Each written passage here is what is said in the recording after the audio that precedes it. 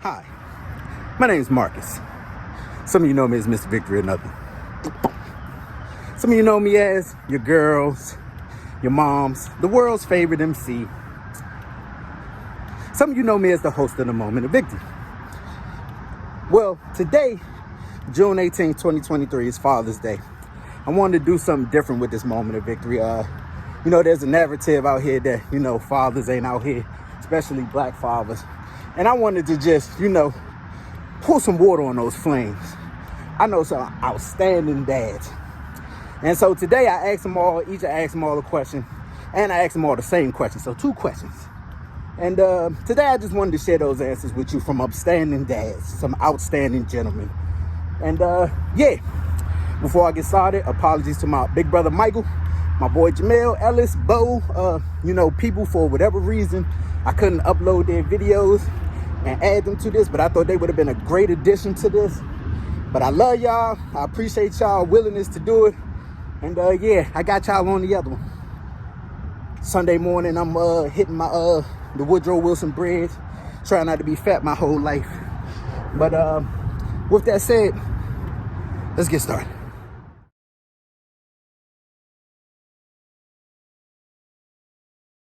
So the best thing about being a dad for me is kind of like could be the worst, because it's the combination of everything that I put into my kids. All the lessons I teach them, the time I spend, the places we go. For me, the best thing about being a dad is to see who my kids become.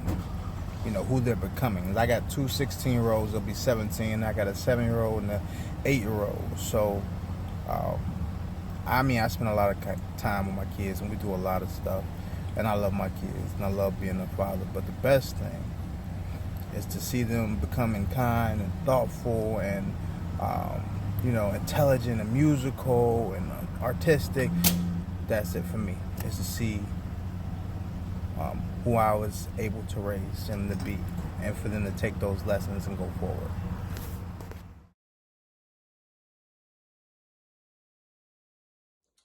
For me, the toughest thing about being a dad is trying to make sure that my children know who God is and know what God says about them, because that in itself is enough to give them a moral compass.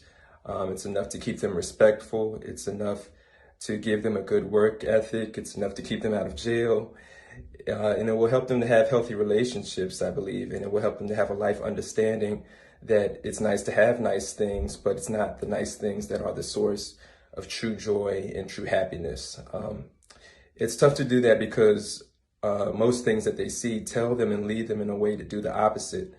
Disrespect is often celebrated and goes uncorrected a lot of times, and over-involvement with tablets and devices get in the way of them having healthy relationships. And laziness is at an all-time high because entitlement is at an all-time high.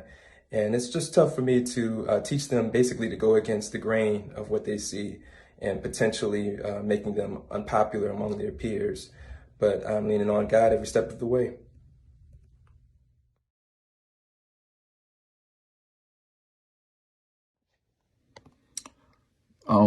I think I treat my kids the same for the most part. I have a son that's 10 years old, and I have a daughter that's 9 years old. So they're very close in age. They're like 18 months apart. I choose my battles when I'm deciding who can do what and all of that stuff. Let my wife tell it. I'm harder on our son. But I think that just comes along with the territory. He plays basketball. I coach him. So he gets a lot of it from dad at all times. My daughter, I'm pretty hard on her too. She doesn't want me to coach her in basketball. It's probably the reason why she doesn't like basketball. But hey, I love both my kids very much. Try to teach them the cores and values of life and just being a black kid and a black girl in America. But yeah, I think I'm pretty good on both of them.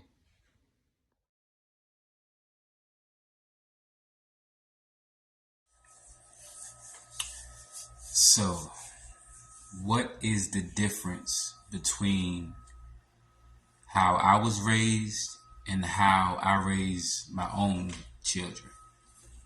I have a boy and a girl. My son is 20. My daughter is 16, 10th grader. My son is in college. So the difference is they don't get their ass beat as often as I did when I did get in trouble or do things bad. They didn't get as punished as much. They get away with murder, basically, you know. Both parents are involved in their lives, so they get to see both parents often and a lot, and they traveled everywhere. Yep, that's the difference.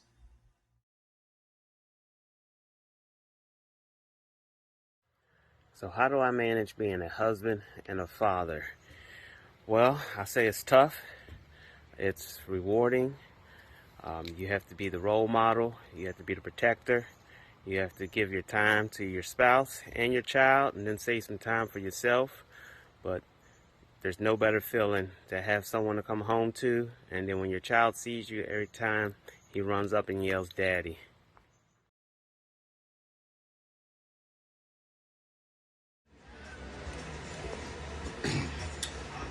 How do I maneuver working and being a dad? It's a struggle because raising daughters, which is a task within itself, but getting them to understand that sometimes I'm not going to be at every dance recital and every basketball game, as much as it hurts. As they've gotten older, they've understood. I think the hardest part is how do you communicate that to them to get them to understand it. In this world, sometimes we have to work twice as hard to maintain our status, our social status within society. So I currently have a full-time job. I cut hair in my off hours, but I also own a business. And it's like I'm on go 22 hours out of 24. And as my kids are older now, they understand. When they're young, it's hard to explain, but you give it to them in ways that they can understand. And as they get older, you give it to them more real. I have a daughter who just graduated college, so she understands that money makes the world go round, and unfortunately everything around us is increasing in cost. So the biggest thing about that is communication and helping yourself communicate with your kids as to what it takes to be a working person.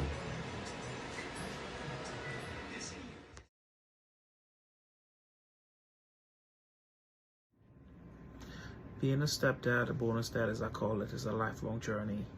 It has its ups and downs. Nothing is perfect. I love my daughter. She brings so much joy into my life. A lot of excitement. Always learning something new. There are times when there's challenges, but we always put God first, and we just trust and believe that He's going to work it all out. We're always improving and just trying to do better and be better every day. And it's always something that, you've never known before. And there's precious moments to share. And I love it. I love it. I wouldn't take it for anything granted, nothing in this world. And it's a blessing to be where I am today. And she makes me a better person.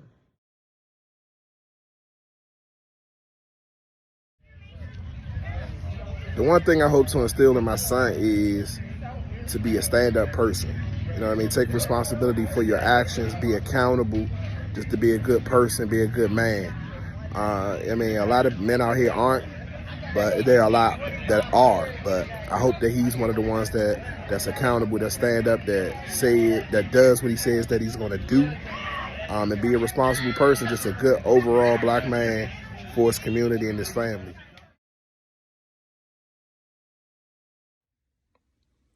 To me, it's a blessing. It's a big blessing to be a father, to be a black father. There's a lot of black kids out here that don't have that. They don't have a father in their life, a father figure, and I take pride in that. I take a lot of joy. I'm very passionate about being in my kids' lives on the day-to-day, supporting them and sticking by their side and loving them. One thing that I think the world should know about Black dads is that I feel that we are among the most involved and most committed to changing the trajectory of our children's future than possibly any other culture or race of people. And I believe that's because we're standing at a place in our lives where we have somewhat experienced the struggles of the past and have inherently seen the struggles of America's past that have affected us. And at the same time, we see so much hope and opportunity for our children's future that we may come across as adamant or even overly serious or even sometimes aggressive about making sure that our children reach their full potential. What's the one thing I want the world to know about being a black father?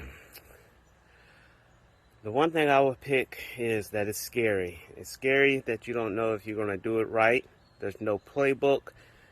With this environment constantly changing, you're scared for your son. You don't know what might happen to him. You have to teach them, and you just don't know where they'll end up. Hopefully, by the end of the day, if you've taught them well, and they can protect themselves from the world.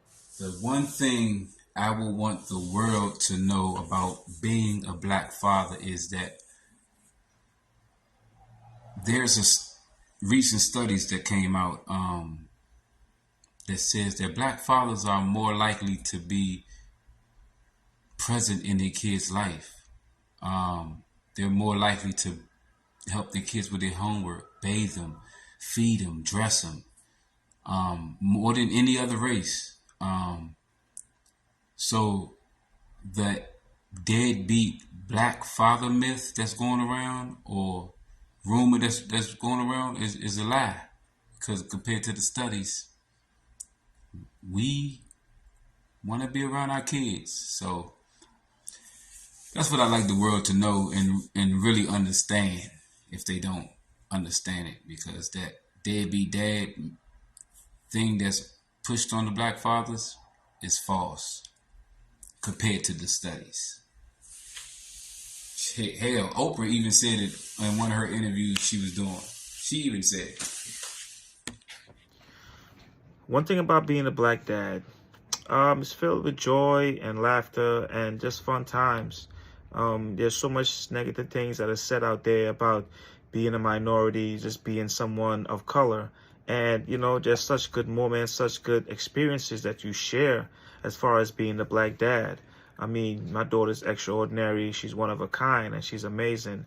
And, you know, there's so much good things that she has shown me. Okay, and the one thing I think the world should know about being a black dad is that it's difficult. And it's always changing. That makes it difficult.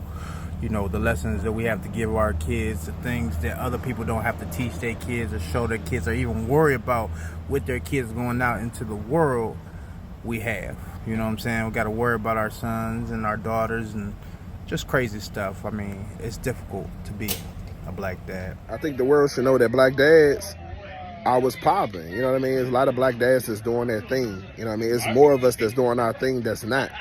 The world shouldn't be dismayed by what the media puts out and what society puts out about what black dads are. There are more men who are in their kids' lives than there aren't. Unfortunately, the ones that aren't get a bad rap, and their kids get a bad rap. You know what I mean? As dads, our kids need us, and we need our kids. You know what I mean? I wouldn't be anywhere right now without my son. He's a positive person. He's the best person I know. If your kid isn't the best person you know, then you need to make some adjustments. There you have it. I ain't gonna lie, I was about to get on here and try and say something all prolific and whatnot. You know, y'all didn't see me answer any other questions or anything. But what Harold said was so profound, man. Shout out to Big Harold, man. What he said was so profound that I don't even want to step on that joint. If you didn't catch it, said if your kid or your kids ain't the best people you know, there's something wrong with you that you gotta fix. Hey, that's it. Nothing else to say. Like I said, man, you know, the narrative about, you know, fathers, particularly black fathers not being around, you try to kill that. I know a gang of good fathers. You know, it's like my man Bo, Mel, Ike, Yurt, Brandon, Armand, Gwen, Aunt Sean, you know what I'm saying? My cousin EJ, Dennis, Donnell, Lil Don Don, Canel, man, I just keep going. I ain't going to Spank. Well, sorry, we're not supposed to call him Spank. My bad. Man, I just know a bunch of good fathers, man. So we got to kill that, man. I just wanted to highlight some of them. Again, my apologies to those who I couldn't upload your videos. That's on me.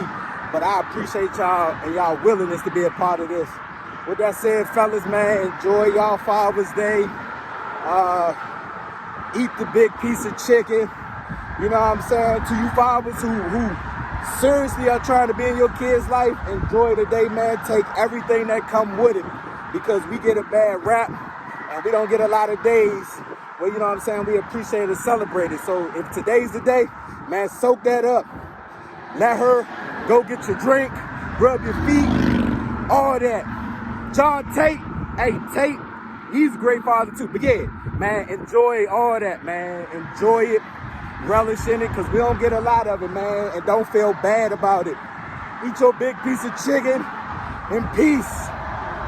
If you want to grill, then you grill. Don't make them force y'all to grill, because, you know, we do all this stuff for mothers on Mother's Day. They don't got to lift a finger, but, you know, Father's Day come, and we actually do all the work. If you want to grill, grill, but if not, soak it in, fellas, because you only get one day, man. Love y'all, man.